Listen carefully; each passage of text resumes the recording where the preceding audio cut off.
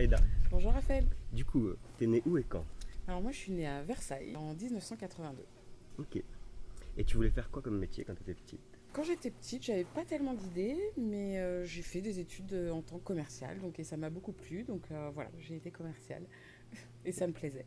Et qu'est-ce qui t'a donné envie de faire pousser des plantes aromatiques, médicinales, enfin venir dans ce milieu-là? En fait, je suis arrivée en Creuse, bientôt ça va faire 10 ans. J'ai complètement changé de vie et je voulais changer aussi de métier. Et après quelques années où j'ai fait des enfants, voilà, il fallait que je trouve une nouvelle voie. Du coup, comme beaucoup de citadins, on découvre les joies du potager Mm, aussi. mm, mm, mm. Et du coup, j'avais envie d'avoir un lien avec la terre. Et du coup, les plantes médicinales m'ont parlé parce qu'il y avait des plantes déjà que j'utilisais aussi dans mon potager pour protéger certains légumes. Ok, Et que du coup, c'était des plantes qu'on retrouvait aussi dans les tisanes que je pouvais boire avec mes copines. ok. C'est un petit peu comme ça que ça a démarré. Et à Paris, t'avais déjà un potager? Pas du tout. Non, pas du Non, tout. non, Quand c'était t'es un peu arrivé mon ici. rêve. Donc j'ai toujours eu quand même Ok. des balcons. Ok, J'étais ouais, t'avais contente. quand même ton petit balcon, tu Ouais, faisais pousser tes petites plantes. voilà. Et comment t'as appris un peu tout ça, la permaculture? Comment tu t'es informé?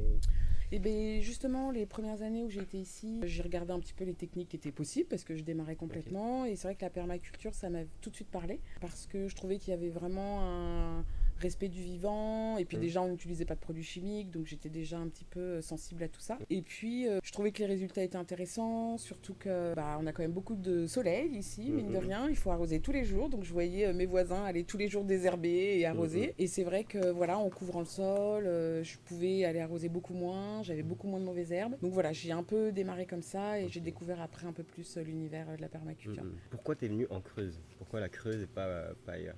Ça a été un peu hasard. Au Ok. début, on cherchait plutôt en Normandie. Quand on est de région parisienne, la Mm. campagne, c'est la Normandie. Et puis par hasard, j'avais vu un reportage sur A1 et du coup, on était venu ici en week-end. Et D'accord. du coup, c'était magnifique. On avait été sur l'île de Vassivière, enfin magnifique. Et sur le retour, je voulais pas prendre l'autoroute parce que je voulais Tu veux rallonger voir. le week-end. Sur les petites routes, on avait vu une maison à vendre et on a demandé vraiment les prix par hasard et ça a un petit peu joué. Ouais. Et on s'est dit, voilà, 3h30, Mm, 3 mm, mm. heures de la région Ça. parisienne. Et puis on Quitte a à changer de vie, quitte à le faire vraiment. Et du vraiment. coup, ça a été la Creuse. En plus, on est au milieu de tout un peu Exactement. ici, donc c'est Ouais, pas c'est mal. super. Qu'est-ce qui te plaît le plus du coup dans ce que tu fais maintenant? Déjà, je fais un métier qui me passionne. Ouais. Donc déjà, ça c'est vraiment chouette. Je travaille vraiment avec la nature aussi. Donc Mm. ça, c'est voilà, tout aussi agréable. Ça Travailler fait en pas, extérieur, voilà, tout travailler ça. en extérieur, ça fait partie aussi du cadre de vie quoi, que je recherchais. Ok. Et puis, ce que j'aime aussi, c'est que finalement, c'est un métier qui est assez ancestral. Les métiers d'herboriste. Donc le diplôme n'existe plus. Donc on est paysan herboriste, un peu agriculteur. Enfin voilà, on nous met dans une petite case. Du coup, voilà, de faire redécouvrir un métier qui a toujours existé, qui existe même encore dans plein de pays. Penses-tu que les gens commencent à, voilà, à prendre conscience un peu de ce qu'ils consomment par rapport à quelques années où je pense que vraiment tout le monde n'avait pas forcément la vision du bio, etc. Tu penses que les gens commencent à prendre conscience de ça ou pas du tout? Concrètement, moi je dirais oui. Après, maintenant je suis ici, on est de plus en plus de nouveaux arrivants qui venons pour les mêmes raisons. Donc forcément, je rencontre des personnes qui ont les mêmes idées que moi, les mêmes envies. Donc j'ai vraiment l'impression que oui. Et puis je vois finalement aussi, quand je vais retourner un peu en région parisienne, que il y a de plus en plus de biocoop, C'est vrai. plein de lieux alternatifs. Il y a des pétitions que je vois quand même passer un peu sur les réseaux.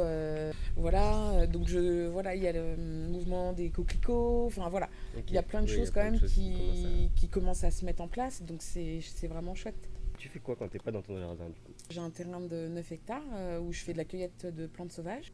Et donc du coup, en fait en Creuse, on a la chance d'avoir un quart de la flore médicinale de France. Ah, c'est énorme. Parce que voilà, nos sols n'ont pas été trop traités. Pour moi, c'est vraiment aussi la possibilité de proposer des produits de qualité parce que les plantes ont vraiment poussé dans leur biotope naturel. Puis je peux les cueillir vraiment au bon moment, etc. Donc je suis beaucoup en extérieur. Et puis sinon, c'est vrai qu'ici on a une vie associative assez développée pour nous permettre de nous rencontrer et de faire des choses ensemble. Donc voilà, je fais des choses aussi bien à l'école des enfants, Ouais, tu bouges un un peu. petit peu aussi voilà, pour le village. On a créé des associations pour faire des petites fêtes de village, etc. Et puis sinon, je fais beaucoup de commercialisation du coup, parce Ok. que je fais que de la vente directe. Donc du coup, c'est beaucoup des marchés. On a ouvert un nouveau magasin à Gouzon aussi. Ok. Enfin voilà, donc les journées sont bien Ils sont remplies. bien remplis. Et vous avez du monde du coup à Gouzon là? Ouais, on est assez Ok. contents. On est assez contents, ça plaît beaucoup, les habitants sont très contents de retrouver des produits plus que locaux, c'est vraiment des produits de proximité, parce que là, pour le coup, on a vraiment que des produits creusois. Il n'y a pas d'intermédiaire. Non, c'est en direct. Et puis du coup, quand ils viennent au magasin, ils tombent toujours forcément sur un des producteurs, donc on peut vraiment échanger. Donc, il y a une vraie proximité exactement. entre... Donc pour l'instant, on est Et rappelle-nous quand même les horaires quand même. Et bien en fait, on est ouvert le mardi, le vendredi et le samedi, de 9h à 19h. Voilà. Et du coup, en ce moment, voilà, les conditions météo sont un peu compliquées. Comment tu arrives à gérer ça? Alors oui, cette année, c'était particulier. Voilà. Bon, déjà, au fur et à mesure des années, les saisons, elles se décalent un petit peu. Enfin, c'est pas évident toujours parce que c'est vrai que les plantes, on les cueille à un instant précis pour avoir le maximum des propriétés. Donc cette année, avec les fortes chaleurs, ça a été très difficile parce qu'il y a des plantes qui sont passées très vite. Donc d'habitude, on a, je sais pas, un mois pour les cueillir. Là, en 15 jours, il n'y avait plus de plantes. Donc ouais, ça a été pas évident. Et même les plantes que je cultive, à laquelle j'ai apporté le maximum de soins, en les paillant justement pour qu'elles gardent l'humidité quand je les arrose. Les sols sont secs, on est quand même en alerte sécheresse depuis le mois d'avril. Là, depuis un mois, on peut même plus du tout arroser. C'est ça, c'est que tu peux arroser à partir de 20h, c'est ça? Alors ça, c'était depuis avril. Et là, ça a encore changé. Et en fait, depuis un mois, on peut plus arroser du tout parce que là, on est vraiment en alerte rouge au niveau de la sécheresse. Donc, il y a vraiment que les agriculteurs qui ont des animaux pour pouvoir abreuver les animaux. Donc cette année c'est compliqué, mais bon, on va faire avec. Hein. C'est ça. Et du coup, c'est quoi ta plus belle erreur? Je dirais que par rapport quand même à mon métier, je pense que ma plus grande erreur, qui est du coup c'est ok, hein, mais c'est que voilà, c'est un métier qui m'a passionnée. Je me suis dit qu'il y avait de la demande, il y a vraiment de la demande là-dessus, et aussi qu'il y avait un côté transmission de choses ancestrales, donc ça m'a vraiment plu. Donc j'ai commencé tout de suite les formations, etc. Peut-être que mon erreur, c'est peut-être pas d'avoir été grattée un petit peu plus loin, parce que c'est vrai que la réglementation est très particulière vu que le diplôme n'existe plus, on est un peu dans des cases, on répond à plusieurs réglementations, il y a beaucoup de plantes qu'on peut pas vendre, il y a des en tant que productrice par exemple, ça c'est quelque chose que j'avais pas du tout imaginé, c'est qu'en tant que productrice, j'ai pas le droit de donner les propriétés des plantes, alors que tout un chacun pourrait le faire, ou les pharmaciens. Et donc du coup, c'est vrai que du coup dans mon métier, il y a aussi un petit peu de militantisme pour dire bon voilà, faut regarder la réalité des choses. Une tisane de thym, du coup je vais le dire, mais je veux dire toutes les grand-mères faisaient quand on avait un peu mal à la gorge, du thym avec du citron et du miel quoi. Et en tant que productrice, je connais en plus mes plantes, j'ai été formée pour, donc je trouve ça rassurant aussi pour le client. Quand ils viennent me demander, ou même les contre-indications. Enfin, moi, il y a des plantes, si je sais qu'elles sont pas bonnes pour des femmes enceintes ou des personnes, je sais pas, cardiaques ou peu importe, je suis obligée de le dire, en fait, j'ai une conscience... Et sinon, t'as pas le droit de le dire non, la loi, en réalité, nous l'interdit. Donc, du coup, c'est compliqué. Et avec le syndicat des simples, qui est le syndicat qui regroupe les producteurs de plantes médicinales de France, c'est vrai qu'on fait un gros travail tous ensemble, déjà pour faire connaître notre métier, parce que les gens consomment de la tisane, mais ils savent pas trop derrière comment ça se passe. Ou alors beaucoup de la tisane de grande distribution ou de grosses coopératives, beaucoup moins des petits producteurs comme nous qui faisons tout du début à la fin, c'est-à-dire qu'on va cueillir, on plante, on sèche nous-mêmes, on met en sachet, on vend directement, donc il n'y a aucun intermédiaire. Donc on fait déjà tout ce travail de refaire reconnaître un petit peu notre métier, et aussi auprès de maintenant des politiques, puisqu'on a un sénateur qui a pris un petit peu notre cause en main, et il y a une mission parlementaire qui est en cours là depuis un an pour revoir la réglementation, qu'elle soit plus adaptée, et puis voilà, il y a des choses qui sont plus aujourd'hui actuelles et qui aujourd'hui nous empêchent de travailler dans des bonnes conditions, quoi. Et ta plus grande fierté? Ma plus grande fierté, je crois que c'est finalement d'avoir réussi, ce changement de vie, parce que c'est vrai que d'être née à Versailles, d'avoir toujours grandi en ville, puis vraiment mon dernier boulot, j'étais à la Défense, c'était des grosses entreprises. Changé du tout au tout. Ah ouais, complètement, d'arriver là. Donc les premières années, en fait, on appréhende, on découvre le territoire, et puis après, on fait des rencontres, et puis on a des idées, et on fait plein de choses, et donc c'est de me dire, j'ai eu peur de sauter le pas, parce que pendant 2 ans quand même, il y a eu beaucoup de travaux avant de venir, et puis d'anxiété à se dire quand même, arriver là où il n'y a rien, entre guillemets, comme on dit, un peu où il n'y a rien en Creuse, et en fait il y a tellement de choses, tellement de belles personnes, tellement de projets d'initiatives. Donc, Oui, c'est ça en fait, tout est possible un ouais. peu, on a l'impression. C'est exactement ça en fait, c'est vraiment... Chaque proposition sont assez ouais. écoutées, donc ça c'est cool. Et t'as un petit mot pour la fin, quelque chose que tu voudrais dire? Bah ouais, je voulais dire que bah, je remercie tous ceux qui voilà, sont là, font plein de choses ici pour redynamiser le territoire, faire qu'on se sente bien en Creuse et voilà, toutes ces initiatives qui se passent un peu partout.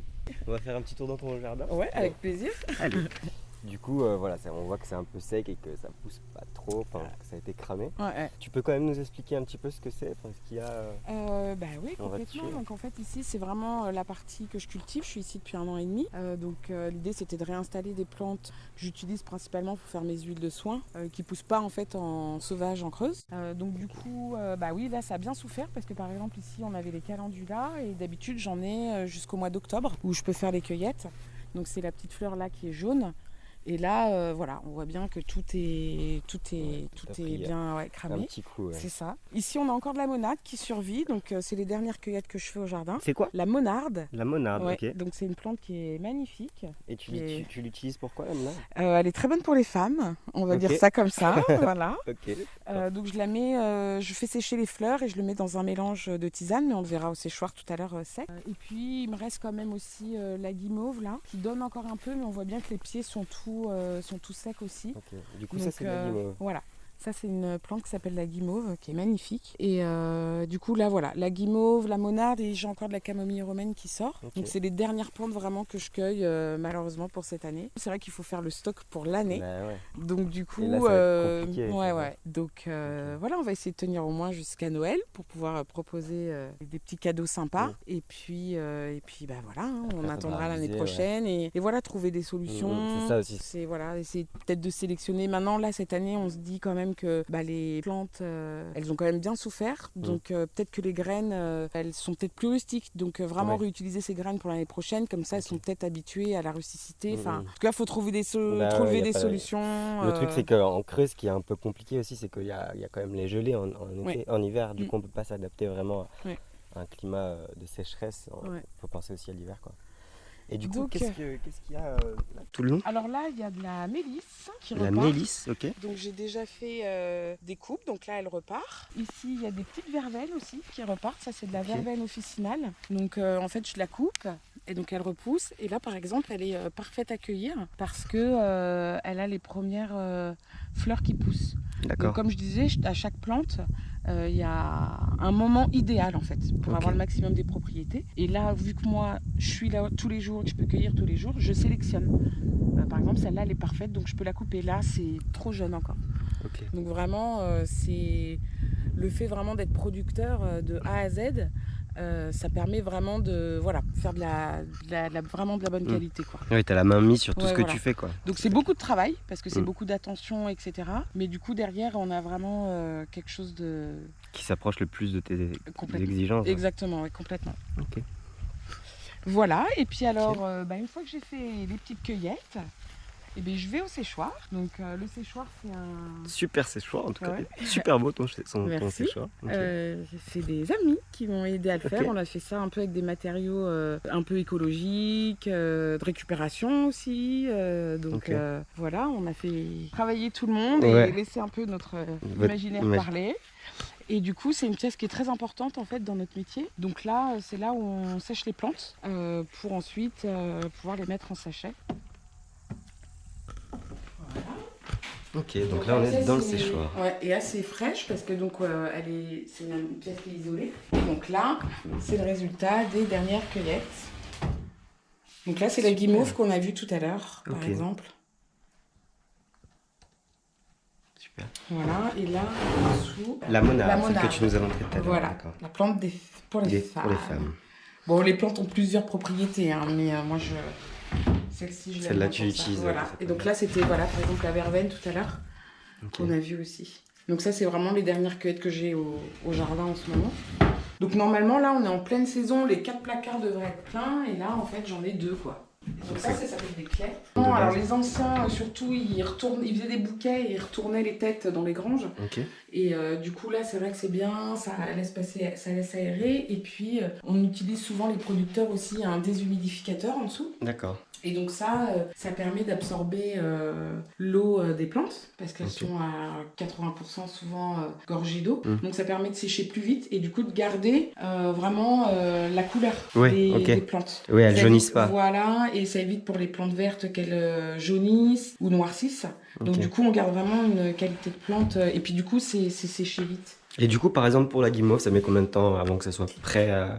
En fait, tout dépend aussi du temps. Ok. Là, avec les fortes chaleurs, par exemple, j'avais pas besoin d'allumer le déshumidificateur et j'ouvrais en grand. Ok. Et en une journée, souvent, c'est sec. Ok, c'est Ouais. super rapide. Et puis, on a besoin de faire de la quantité parce qu'on le fait Mm. pour l'année. Donc, il faut vraiment qu'on cueille tous les jours. Donc, c'est pour ça que c'est intéressant d'avoir une grande surface de séchage et de pouvoir régulièrement, en tout cas, bouger les Changer et plantes, quoi. bouger. Ouais. Ok, Mm. super.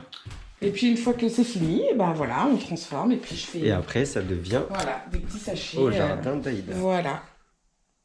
Ok. Eh ben, merci Aïda. Ben voilà, avec plaisir. Ok, à bientôt. À bientôt.